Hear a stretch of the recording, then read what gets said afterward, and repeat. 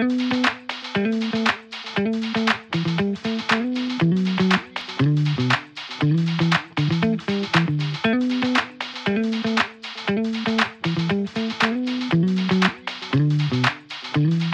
Charles here. Well, I'm at Baltus Electronics outside of Letts, Indiana, which is outside of Greensburg, and my son-in-law and his dad are going to do the final wiring of my cameras and lights on the outside of the Transit.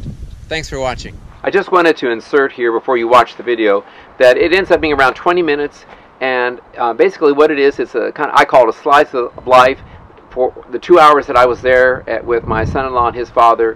While they were working, I just filmed different little tasks that they were doing.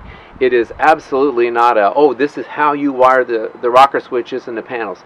You'll just see generally the kinds of things that are done, okay? And again, you'll need to do your own research or find someone to help you. And I'll put some timestamps in. So this will give you a sense of what was involved. And look at this. Susie is getting the carpet on the four-way stretch carpet on some of the bare metal. And like here's, she cut this out so this access panel can go in. It's going to look great. You'll see that later on.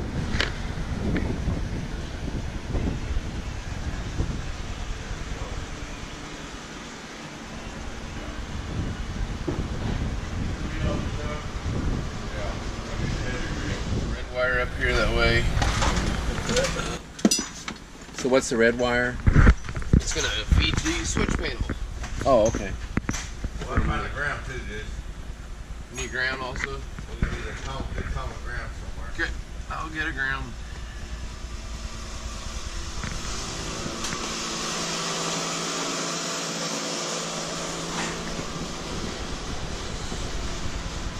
And now he's feeding power up to the switch box. So I have a 6 rocker switch box that Byron's working on. And as always, they're working in close quarters. This is what they do. I have radios and stuff for only just.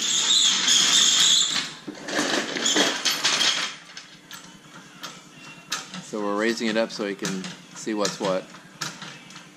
What little? That helps just a wee bit, doesn't it, Jason? Oh, yeah. So he's running a wire out here for my little 12-inch LED light that I'm going to mainly use as kind of a fog light, or just, and all of a sudden now you're out.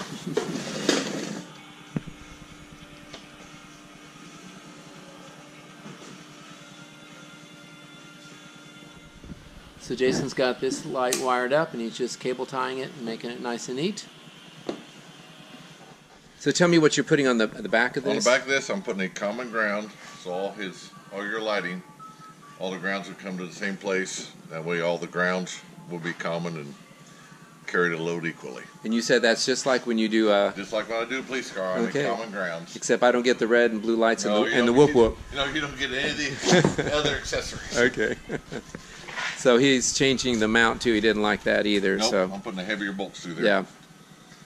They're taking care of me. And we're future-proofing by having 6 switches. So Byron's getting a switch box in there. It's got a perfect location right here for that. So the switches will be right in here. What Byron's doing now, he's connecting the wires from we have the camera on the back, the 2 lights in the back. I'm going to just run to one of the Ecoflow batteries. So I'm just going to cut off the end off of one of the cigarette lighter cords I have and just plug it in when I need it. I don't need to have it switched up front because I certainly won't have those on when I'm driving. I could see me having the one on the front in certain situations. And we think it'd be great coming up on an emergency situation or whatever. I will light whatever it is. I'll probably see what I don't want to see. It'll be great. And then there's my 2 side view cameras. So we're going to run. That's what needs to be done up there today. Is we're just going to run. They are going to run the wires down through and to my rocker switches. And so they're not having to totally dismantle. Here's the part that goes underneath here, because that's what I wondered. But the way they're doing it, it doesn't appear they have to take it completely apart, which is good news. This is something I would never do. And if you're not comfortable with this, Don't do this yourself, because you'll screw up something, and then all of a sudden you're stranded in the middle of the road somewhere because you wired something backwards. I'm sure Byron has never seen anyone do that. Oh no! They've got the work they need to do there about done, so he's snapping that back in. I really thought you'd have to take a lot more apart. Guess not, because you're sure not going to take off anything you don't have to. No. So there's always a way to snake it around and through.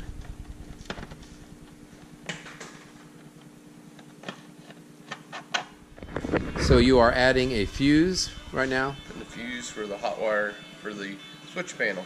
Okay. Yeah. And what size was it? 20 you're going to put in? Put a 20 in it. All right.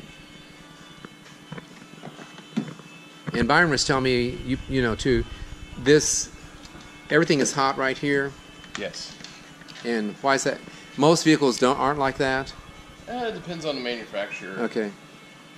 They hide your fuses sometimes. Okay. So if we had wired to it, everything would be on all the time.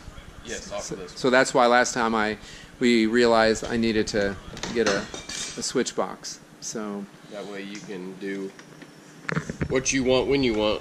Right. With the switches. Yeah. So you can get your grizzly bear. There we go. And I told you people, this is not a how-to. I'm just loosely showing you some of the things. But again, you either know how to do this, you're going to YouTube it, or take it to a shop. So you just asked Byron what? What are you doing? We're going to go to the hot stud. That way we're not in a fuse panel.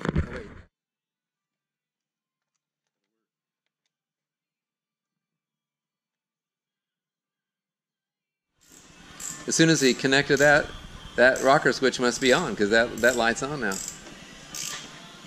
And it is lighting up the area. Nothing huge. So we know things are going together here, because he connected it and off we went. So that's what they were talking about, that all of the...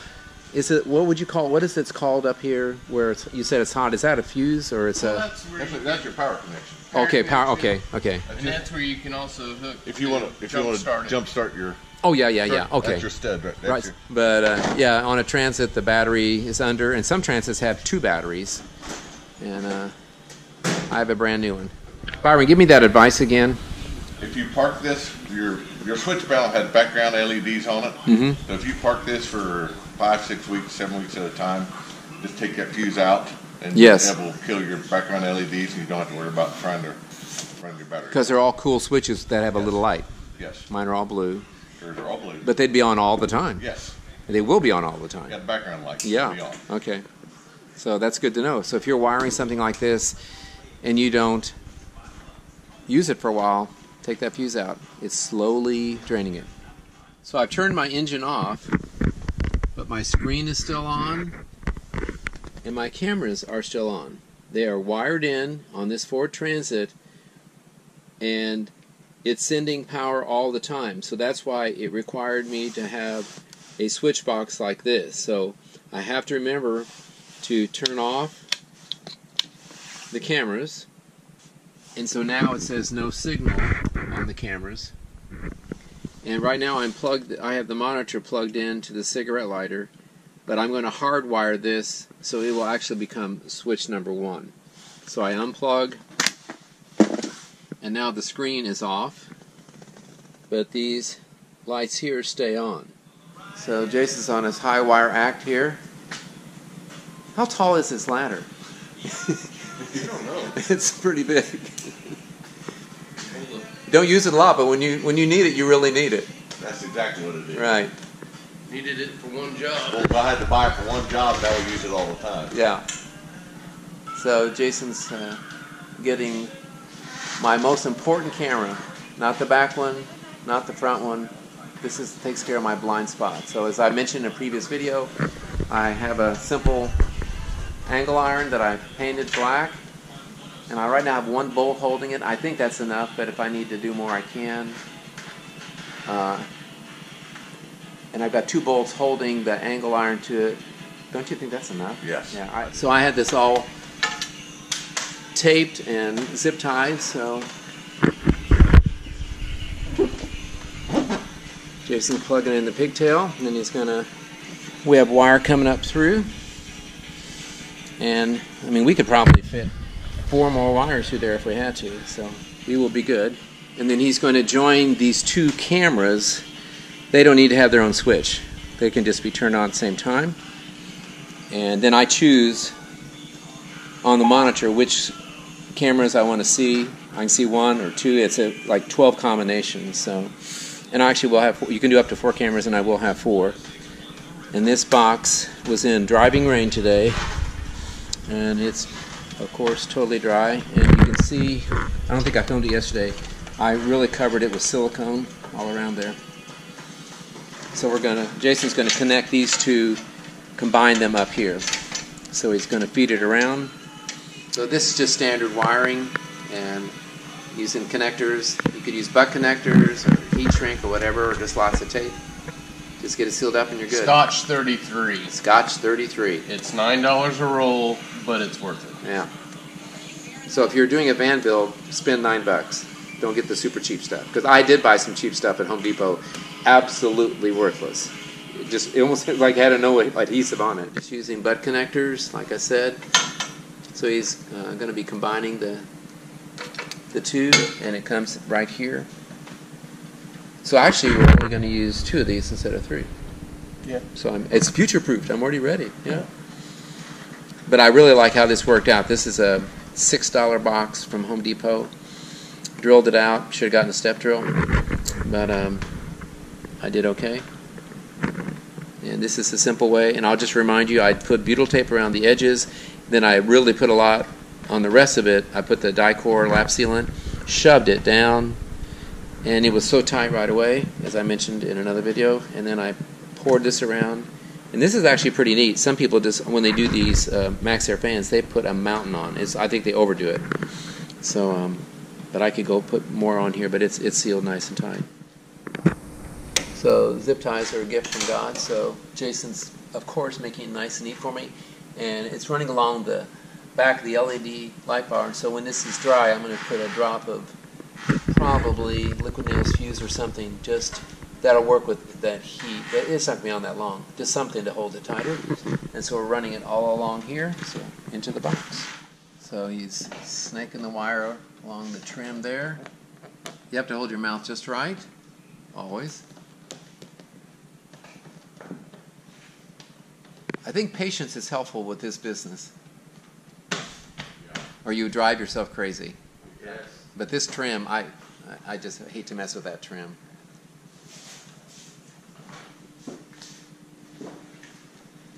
So again, if you're not comfortable doing all this, you don't want to mess with airbags and things like that, be careful what you're doing. So we're on the home stretch here. Jason's running the last wire up to this camera, the forward facing, and this Haloview, what's nice is it can record. I can put in a pretty large card and you can play it back right on this screen. You don't have to put it into a computer. You can put it in a computer, but that would be really handy to tell the officer, come over here, let me show you what that person really did, because the recording will not lie. This is strobe wire. This is the good stuff.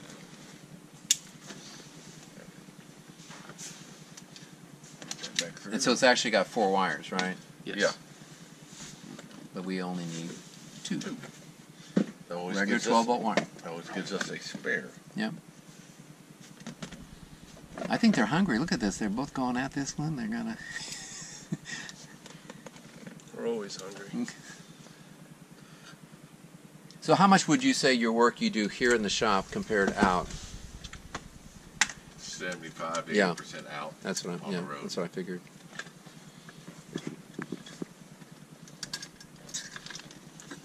Just the way it is. So we're getting it all closed up now.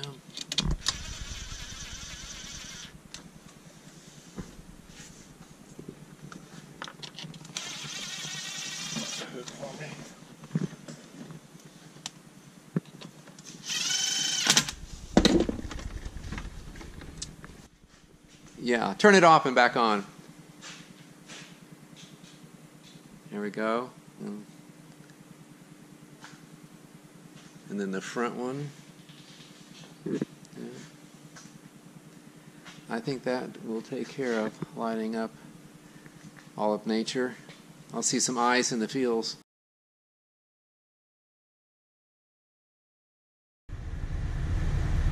So down here are the lights. So we have our switches here. 2, 4, and 5 are the cameras.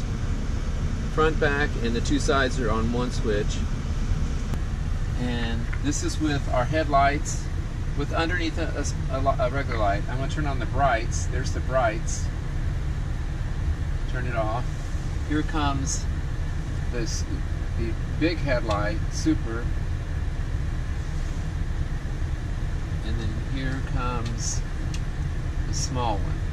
Boy, that front one is really pointing down a lot. And if it's bright enough, it shows like the daylight. We could turn the infrared off, but right now I'm just letting the infrared go.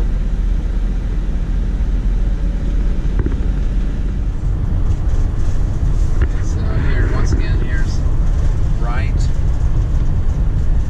and then here regular, and the big one.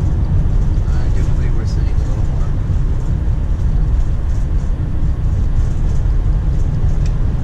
And the small one again. So my wife and I are headed to Columbus, and this will be the first time we're using the Haloview cameras and this monitor while driving in daytime. We did a little trip last night in the dark. That was exciting, wasn't it, Susie? Mm-hmm. Did we light up the whole place? We did. Yeah, we could get in trouble real fast.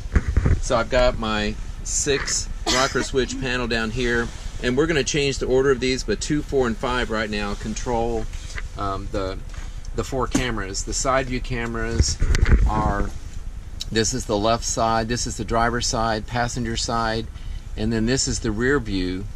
And I've chosen to not have the forward camera because I don't need to see that. I've got it set up so I don't have blind spots on the right and left. And I think I've got the passenger and driver's side cameras angled pretty much the way I want. There may be some tweaking as I get used to it. We'll see about merging here, traffic, see how it shows it.